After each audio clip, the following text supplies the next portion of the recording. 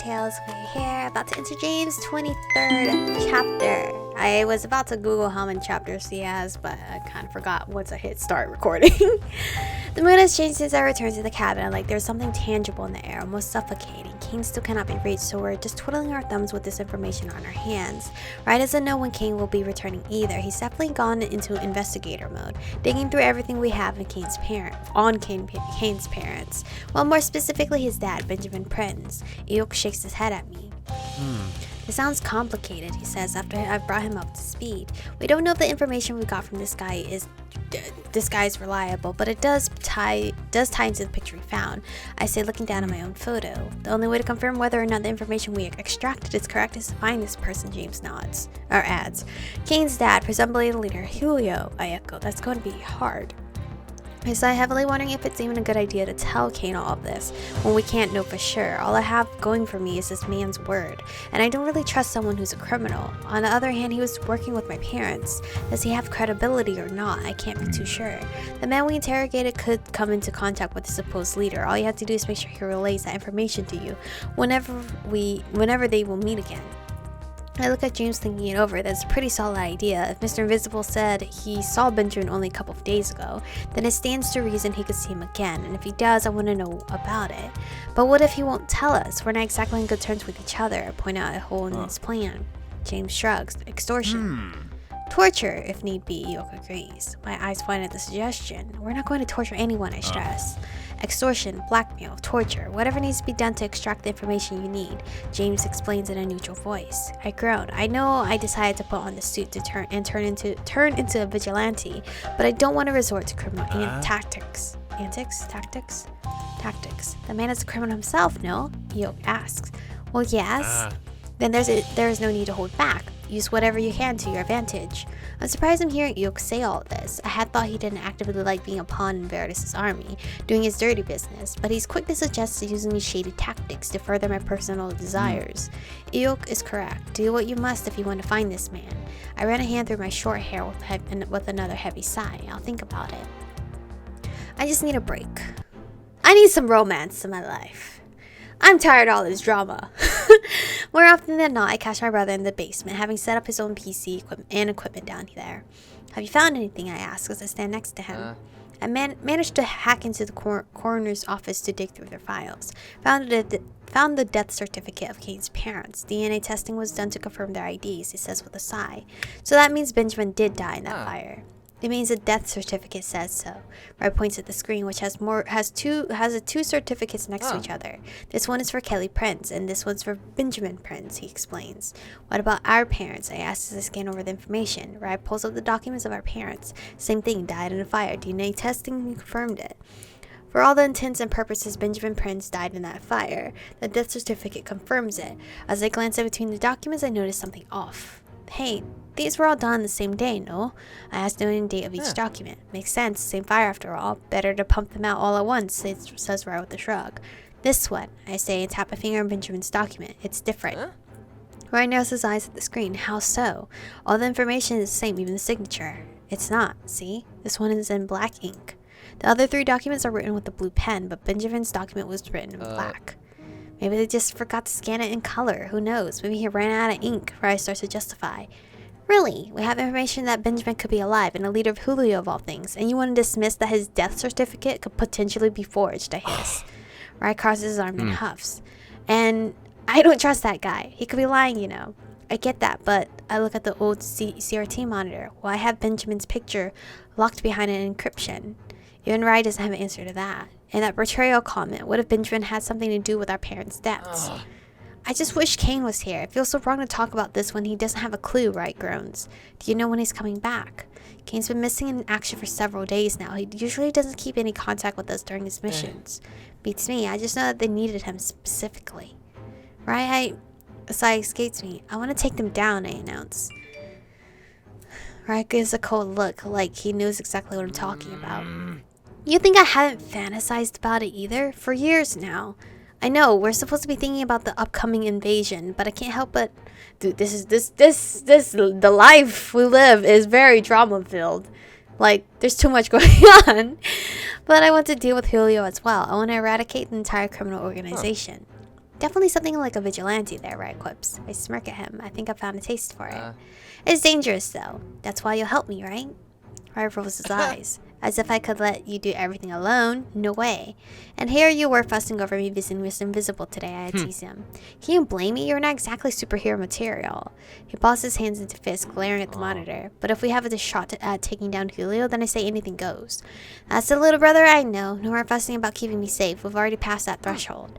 Kane will join us too. He better, especially if the information we've gotten turns out to be true. To be the truth. There's no way he would ignore it. He'd tear down the entire city to find his dad. Let's hope he doesn't go on a true rampage. Rye grumbles. All of this is giving me a headache, I complain. Can't sleep well either, huh? He asked, quirking an eyebrow at me. Not at all. My muscles are also aching, so it's hard to find a good position to sleep in as well. I stretch out my arm, rubbing my shoulder. Get some rest. We have to wait till Kane gets back to do anything either way, I suggest. I ruffle his hair. Don't forget you need sleep too. Don't stay all holed up in here. He grins back at me. If I could become a hermit for life, I totally would. Please don't, I say, shaking my head. I eventually leave Rye alone in the basement. Getting some rest is the furthest thing on my mind right now. I'm way too pumped with adrenaline. So I go for a jog, right? My hands are raised to protect my face. I dodge and oh no, I'm training. Incoming attack from James and easily sidestep him. He had no qualms about resuming our training when I asked if he wanted to continue. It's kept my mind off of things. I only need to think about the next punch to dodge. James advances on me and throws another hook. I step backwards and raise my hand to deflect his arm. A sharp pain stings in my shoulder and a wincing pain halts my movement. James stops and resumes his normal positioning, looking at my shoulder. What happened? He asks. I rub my shoulder, feeling the muscle ache in response. I think I pulled a muscle. James gives me a long, silent glance as I wiggle my shoulder, trying to find some relief. Where does it hurt? He asks. I stumble. Right around here. I circle my finger around the affected area. You must have not warmed up enough, he says with a click of his tongue. This is the result. I blink at him with dead eyes, not in the mood to be chastised by him. A good massage can help out the kinks. Turn around. My jaw almost drops open. He wants to massage it. The idea seems almost ludicrous. I don't think that's necessary, I start awkwardly. The quicker you feel better, the faster we can resume training. Now stop complaining and remove your garb, he repeats in a certain tone. You want me to strip? I ask, my eyes widening. What kind of massage is he thinking of? Just the top. It's harder to reach the muscles when you're wearing that. I hold my arms together and look around. We're alone at least, but I'm not wearing anything besides a bra underneath my supersuit. Are you trying to seduce me this time around? I was genuinely curious. He looks adorable. James' eyes widen and he bites down his bottom lip. Of course not, he responds immediately, a little too hot-headed. Well, you're always going off on how I'm supposedly seducing you, but now you're the one telling me to undress. For perfectly legitimate reasons, he huffs. Or you just want to see me naked. James stutters, now at a loss. It's fun seeing him get all tongue-twisted, and just because he's the one being accused of trying to seduce. Forget I said anything, he grumbles. Oh no, I want you to do it! I turn around with a smile and unzip the front part of my supersuit. I have rid of myself of the upper part, now standing only... What? Why can't you just, hold it down, like, what? You don't have to take the whole thing off, unless your suit is weird. I rid myself of the upper part, now standing only in my bra and pants. I nearly flinch when his large hands land on both of my shoulders. Did that hurt you? He asks, actually sounding worried. I clear my throat. No, it just surprised me, that's all. Your muscles may be underdeveloped, but you do have them. They appear very similar to my own. He says as his hand starts leaning into my skin. I expected a lot more force behind it, but he's being surprisingly gentle about it. Probably because he's worried if he hurts me, well, that would be disastrous. James has already been very careful not to hurt me during training. His attacks are always slow and telegraphed. I'm so unfamiliar with this touch that it's making the hairs on the back of my neck raise. It's an odd reaction. Massaging them helps the blood flow to them faster, enabling a quicker recovery. Relax your shoulders. I slump my shoulders and try to relax, leaning into his hands, which are working my skin, lightly rubbing around the affected area. I crack my neck in tune with his rhythm, feeling slightly better. The pain is still there, but James is definitely helping to alleviate it. This is why you must always stretch and warm up before doing any kind of training. Do you always sound like an instruction manual when handing out massages? I ask. James exerts more force as his hand presses into my skin. I do not give out many massages, he responds. Lucky me, then I chuckle. James removes his hand from my shoulder and I nearly whined in disappointment. It was starting to feel good. You're mocking me, he states. What? No, it's actually helping. Please continue. With a small huff, I can feel his calloused hand return to my shoulders. They stroke across my bare skin. I start to relax again. I roll up my shoulders against his hands, which are warm and actually very pleasing. Who knew James could give good massages? Or any, for that matter. You know, your touch has gotten a lot softer, I mentioned. Softer, he repeats, continuing the tender massage. Before just grabbing me by my wrist would hurt me. I got bruises from that, too. I didn't realize how fragile earthlings could be, he defends himself. I have since adjusted my strength around you. I can't help but smile. I've definitely noticed he's restrained himself. Thanks, I appreciate it. James says nothing as he continues to work out some knots in my shoulders. This went from easing the pain on one side to a full-on massage. Not that I'm complaining. He can do me any day. He can do me any day. Girl, word your words correctly. Is that better? He asked for a while. Much, actually, I say, smiling brightly. The warmth of his hands leaves my body. Good, let's continue. I turn around to face him with a whine. Hey, I was enjoying that. It wasn't meant to be enjoyed, he replies coolly. Can't stop me, I'm humming under my breath as I reach for my supersuit on the grass. I quickly dress myself again and wince slightly as I do, since my muscle still aches. Can we take a break? Continue tomorrow, I suggest. James glances at my shoulder and closes his eyes. Very well, get some rest. I smile at him, bowing out. Don't take too long out here, I warn him. Get some rest too. Can we get some romance up in here? This is the longest slow burn your girl has ever been through. It's time to relax. I feel like watching a movie. Perhaps I can convince James and Eok to join me. They've probably never seen a movie in their life. Eok's already sitting on the couch, having just finished his own training. Hey Eok, would you want to watch a movie? I ask him. A what? He asks, confused. It's entertainment, I say with a huge grin. Still not getting it? Eok just chuckles nervously. Alright, I finished my training regimen today, so I'm free. Where's James? I ask. Probably still training in the forest. I'll go get him then. Open the door to greet the night sky. Following the beep on my phone that's showing where James is located, I quickly reach an opening where he's busy delivering swift kicks to the air. I came to get you, I announce myself. James stops kicking. Oh, it's been a hot while since we have seen him shirtless. I'm so used to him being clothed. Brushing away some sweat from his forehead, it seems he removed his top during training, probably because it was getting too sweaty with it on. The act of seeing him while sweating and half naked, catching his breath, makes me avert my eyes from him. It's a sensual sight, and I don't know how to feel about looking at James in that way. Get me, he echoes my words. I do not need a chaperone. I'm just making sure you don't get lost, I say, trying to bite back a grin. I do not get... Please, I know you have trouble getting out of this forest. I quickly cut him off, knowing exactly what he was going to say. James shuffles on his feet and huffs loudly. I'm perfectly Alright, come with me, I say cheerfully, cutting him off again. I wasn't finished yet, he growls. Don't you want to bathe and eat? Not bath and eat. Look at you, you're sweating all over, I say. James pushes back his sweaty hair and exhales loudly. I suppose I can call it early today, he grumbles. Great, I'll make you some dinner while you take a shower, then we can watch a movie together. He raises his eyebrows. Movie, he asks, just like Eok. You'll see, I say, smiling secretly at him. James grabs a part of his suit, and follows me as I start to walk. A small source of light floats in front of me, startling me. Oh, I say in surprise. Look, it's a firefly. The small insect glows on and off and then flies away. Firefly, asked James, following the insect with his eyes. Yeah, the season of them must have started. Harmless insects. When they're trying to find a mate, they glow, I explain. Is that why they glow? Firefly season has always been my favorite at the lake. Certain nights there will be a swarm of them, and it makes me feel nostalgic. As several more fireflies start to whiz by us, all glowing majestically, James asks a question. If they all glow to find a mate, how do they know which one is the most compatible? I stop to think. I'm not exactly a scientist in this area of expertise. I don't know. I guess I keep trying until they randomly find one. Seems terribly insufficient, he remarks. Well, how do you find one? I ask offhandedly. Are you asking me how I find a mate?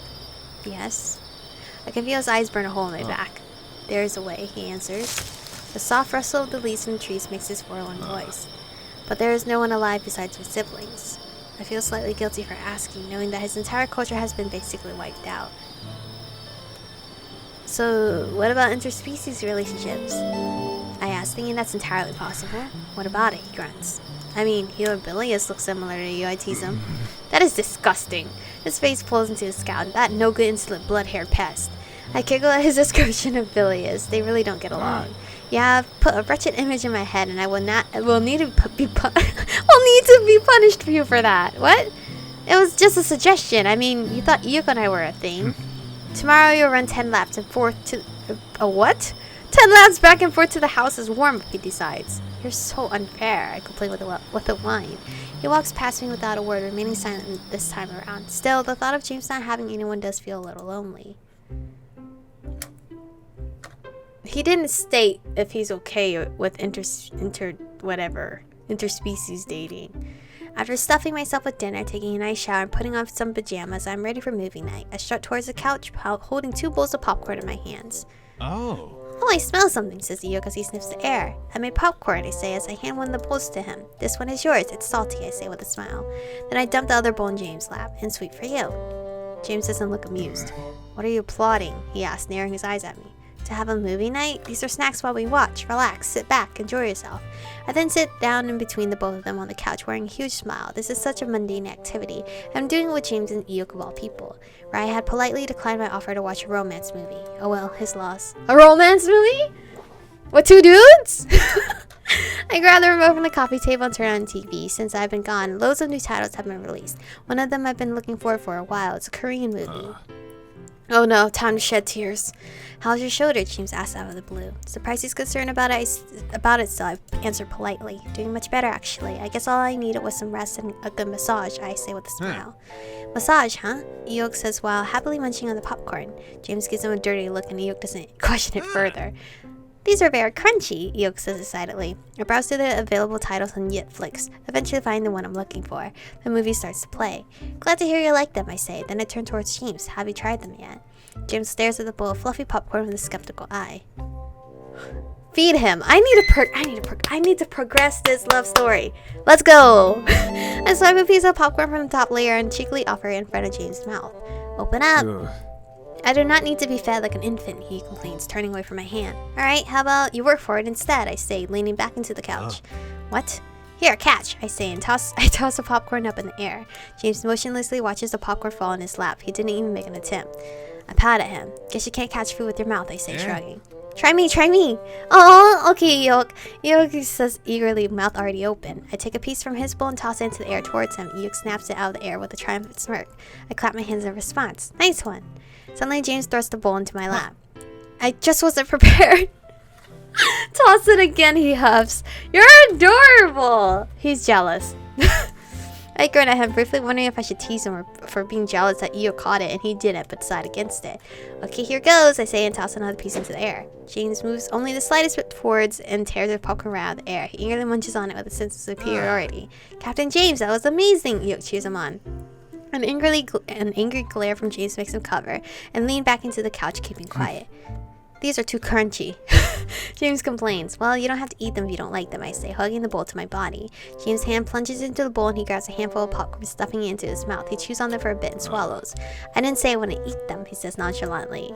Alright, but don't eat them all. I want some too. And he's the type to, like, complain, but it's actually not a complaint.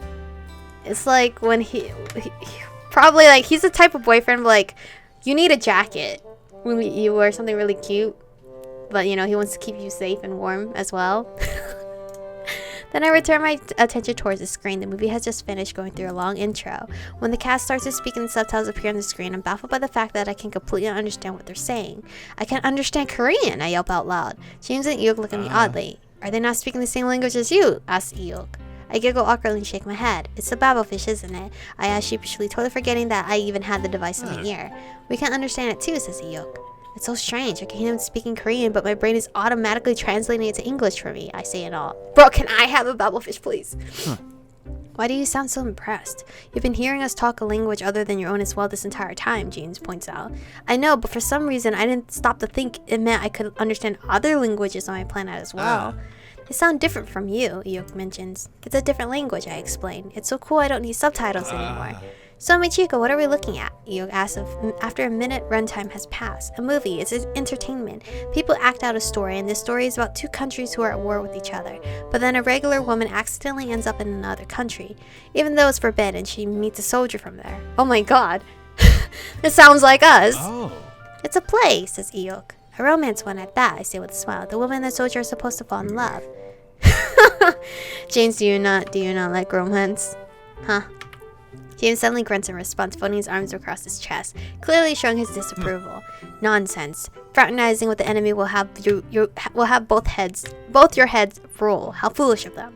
Let's just watch. Maybe you'll change your mind. As the movie continues, the woman accidentally manages to get stuck in the enemy country. She is immediately found out by border control,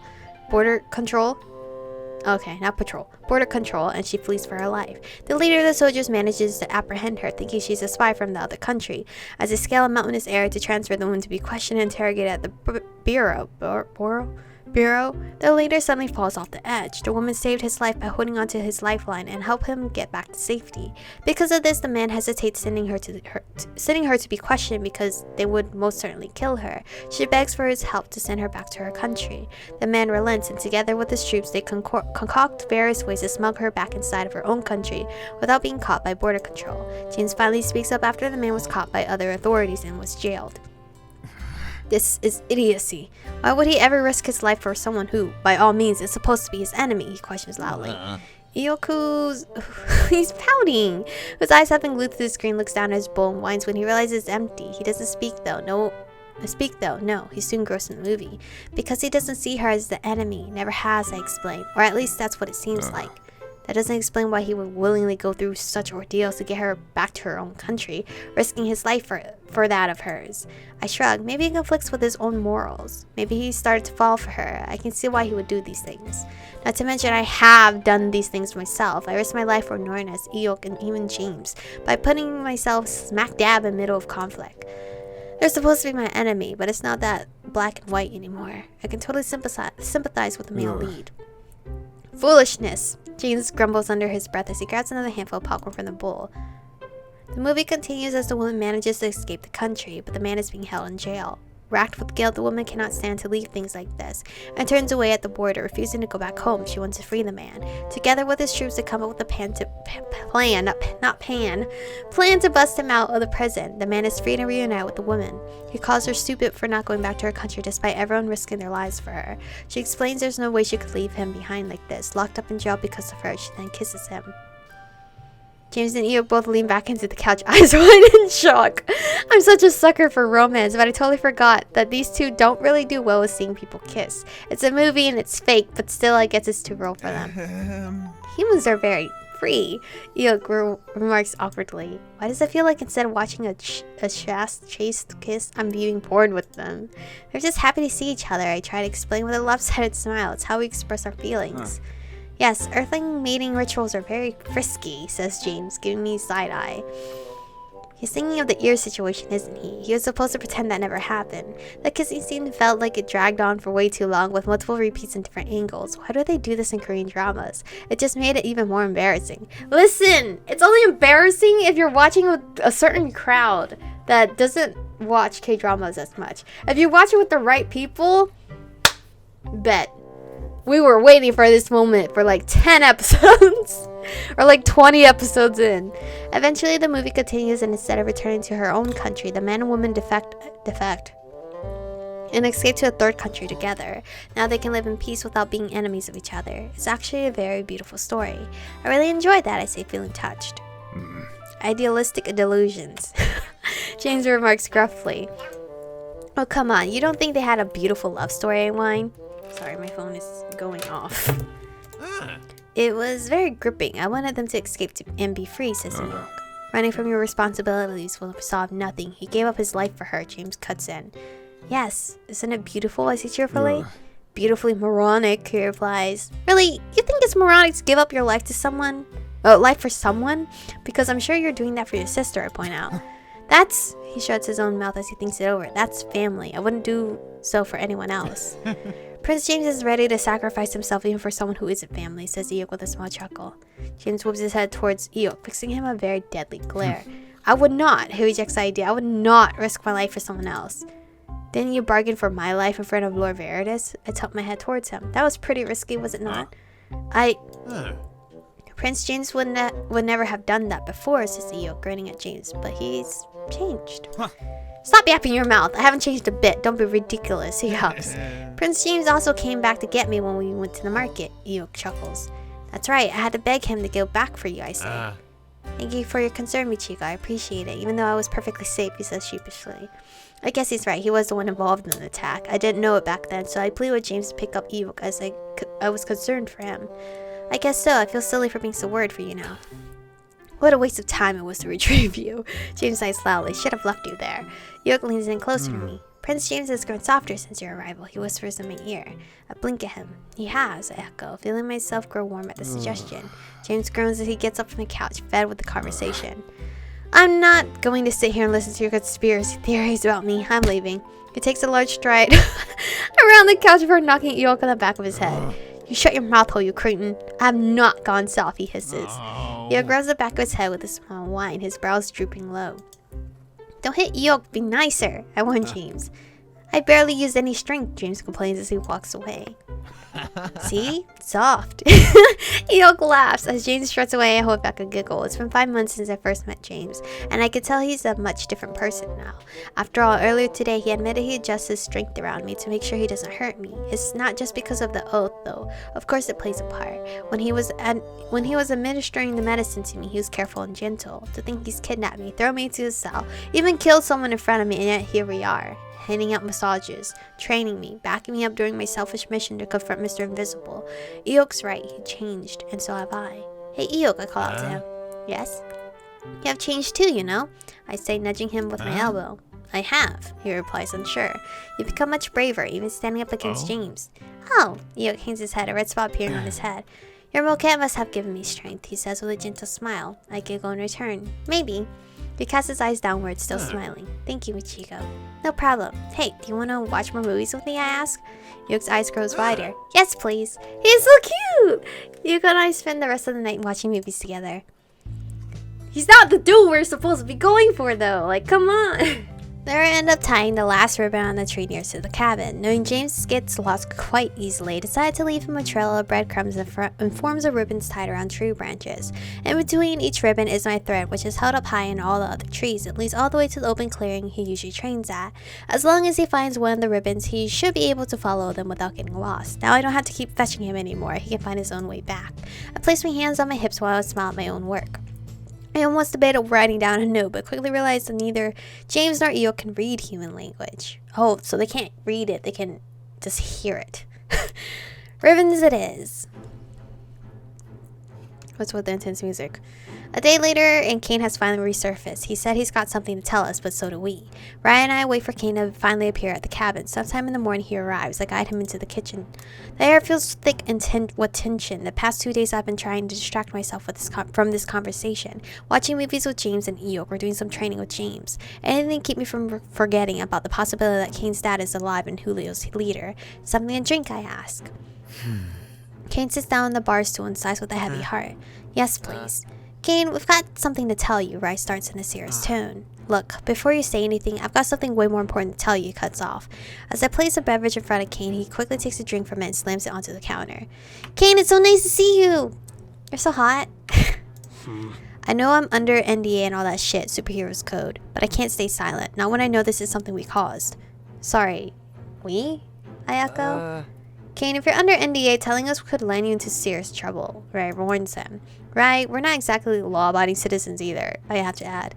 We've gone to the vigilante route. We're not exactly in the right place to start lecturing Kane on following the rules. I don't care, this is big. It involves Forrester Inc. and Julio, Kane stresses. Ryan and I finally shut up and simply listen to Kane. I was sent on a mission to retrieve a stolen item. It had to specifically be me because I'm immune to it, Kane grumbles. Immune to what? Right, questions. Your bracelet. I tilt my head to the side, the one James is wearing. It was stolen, Rice shrieks. Way worse than that. It wasn't just stolen. They engineered it in a way they could replicate the exact wavelength of my powers. They don't need a bracelet anymore to stop someone from using their ability. My heart starts to sink and I feel myself take in a breath. Kane's eyes gloss over as he stares straight out in front of him like he's been through a lot. Guys, Julio found a way to use Rice's bracelet to strip supers of their powers. For good. No way, I gasp. But how? Rice stutters. I mean, how is that even possible? I don't know. They got a hold of the blueprints you gave to Forrester Inc. They weaponized it. Several supers were already sent out to clear the mission, but all of them came back without the use of their ability. Kane runs his hands through his mane of red hair, clearly shook at the situation. I got the original blueprints back, but it didn't matter. They were already mass producing it. We helped create a weapon that gets rid of abilities. Guys, what the fuck? I didn't do shit. I had no say in any of this invention shit. But I did have a say in giving it to 4-Star Inc. So I guess I did have a say. Fuck. I don't know what to say. This feels like I've been slammed by reality. Rise bracelet, stolen and reproduced as a weapon that strips supers of their abilities. That makes Julio the most powerful faction in the world. It's exactly what they want. To get rid of all the supers in the world. So only normies will remain. How the hell did 4-Star Inc. let those blueprints fall into Julio's hands? Rai demands to know. I'm going to raise hell about this. We can't. Because we don't know this is happening. I'm quick to shush him. Don't. They know Kane told us. You know how many supers face financial ruin because they broke the NDA. We have to do something to hold them accountable, he says with a huff. It doesn't matter if you do or not, guys. Hulu's got the ability to rid the world of supers for good. That's the way bigger issue. That's the way bigger issue here, Kane cuts in. He looks at me with sad eyes. You and me, we could be next. The pit of my stomach tightens, leaving me feeling heavy and dark. Then we need to make sure we destroy whatever copy they have of Rai's blueprints, I announce. What? What do you mean, we? Kane questionably narrows his eyes. They already have a team of supers on the case, you know. Kane, we have some bad news to tell you as well, I start sinisterly. Ryan, I explained to Kane that we found what we found in my parents' basement. The picture of Benjamin meeting up with Mr. Invisible, finding out that the leader of the Julio is Kane's supposedly dead father. As expected, Kane doesn't take it well. I don't fucking believe you, he barks at us. Trust me, Kane, I don't want to believe it either. Ryan immediately agrees. But there might be a kernel of truth in it. That's super. The guy who told you about this, let me see him. I'll question him myself, Kane insists. I'm not going to stop you. I don't believe it myself 100% either. But all the evidence we've collected so far is not looking good, I say. No way Dad is still alive and happens to be the leader of Julio. There's just no chance in hell. Kane vehemently shakes his head, refusing to accept it. We didn't exactly have a good relationship. He was often working. He didn't really pay any attention to me. But Julio? Really? I don't know what to say either. Is it true? It's possible, but also highly improbable. Then again, I never thought my parents were vigilantes of all things. I can't imagine what Kane is going through, having to confront the fact that your father is alive and actively working for a terrorist organization. I think we need to consider it seriously, speak up. Are you for real? My dad. Kane stresses with a growl. I found out my parents were vigilantes. Nothing is out of the realm of possibility at this moment, Kane. Michiko has a point. I like to believe it's just a stupid ruse, but the picture left behind in the PC does add some credibility to it, says Rai backing me up. I want to see that piece of scum. Let's go. Guess we'll be dropping by Mr. Invisible again. What a mess. As we're all geared up and ready to leave, it is James that meets us at the front. He seems to have used the ribbons I left behind for him, which makes me smile. Leaving, he asks in his own language, checking out our suits. What do you want? Kane demands to know. We're going back to that invisible super to get some more information, I explain. James tilts his head to the side and gives a disapproving glare when he looks at Kane. Perhaps it's best if I came along as well.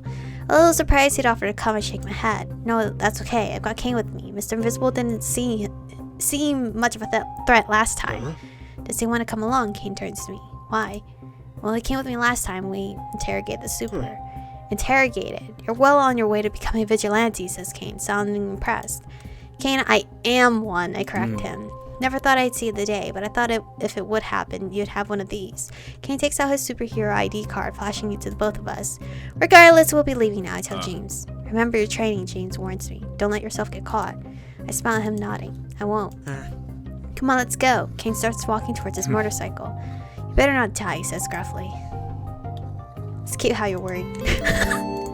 I must just choose fierce all the time now. We gotta progress with this. I grin at him slyly, seeing through his tough ruse.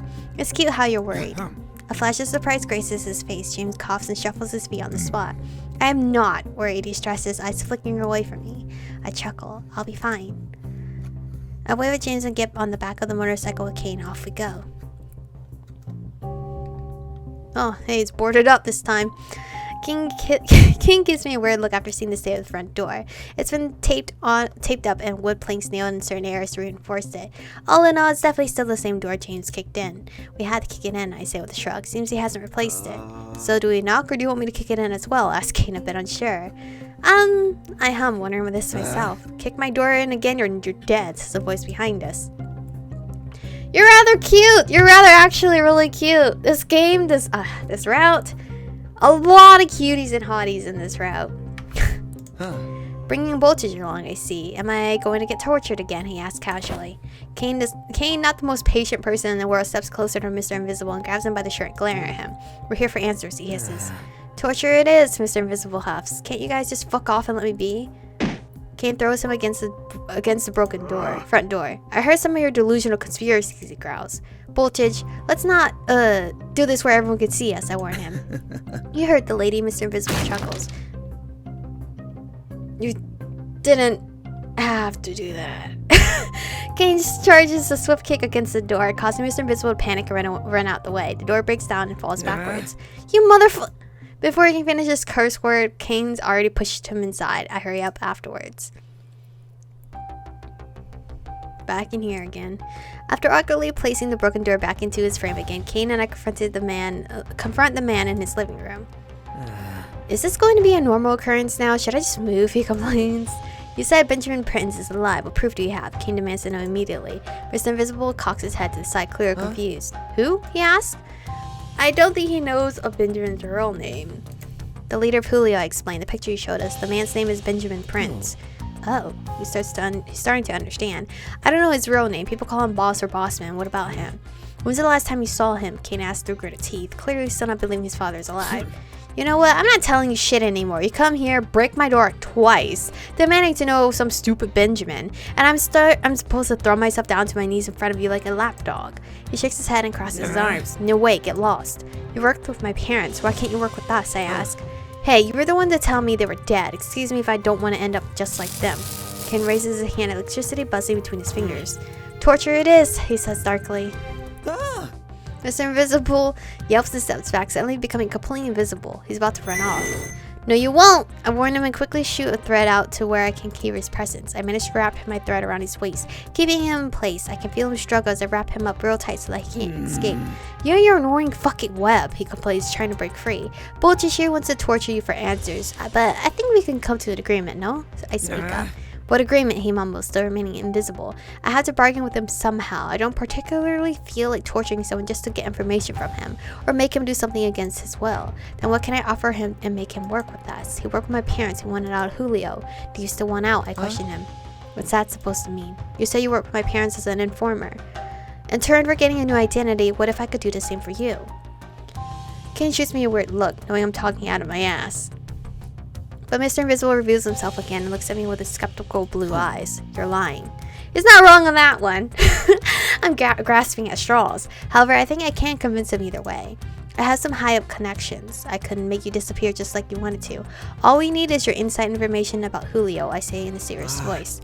We need to know where Benjamin is, Kane joins in, or any proof that he's in fact alive. The man doesn't leave his house without a flock of supers around him. How am I supposed to give you proof? He snaps at us. They use you for your invincibility to spy on others, but you can't figure out how to do the same with them. Same thing with them, I ask, quirking an eyebrow at him. A video recording, says Kane, and he has me in clear view. And then what? He grumbles, still struggling against my thread. Then I'll see what I can do about getting you a new identity, I answer. I dissolve my thread around his body, freeing him. I'll send you a new phone number you can reach me at. I expect to see video proof of life within the next few days. Days? I don't know when I'll have the opportunity to meet him again, he whines. Don't worry, I think you'll be seeing him soon, I say, shrugging. If whatever Kane told us was true, then Julio is up to something massive, and there's no way they wouldn't use all their cronies involved. Come on, let's go, I tell Kane. One sec, he says, and turns to Mr. Invisible. He gives him a small zap with electricity, causing him to yell in surprise. What the hell, man? That's payback for hurting her at the warehouse last time. Oh! Kane, this is not your route, please. Please, this is not your route. Do not steal my heart, you already had it already, says Kane casually. I pull on Kane's arm so he leaves the apartment with me.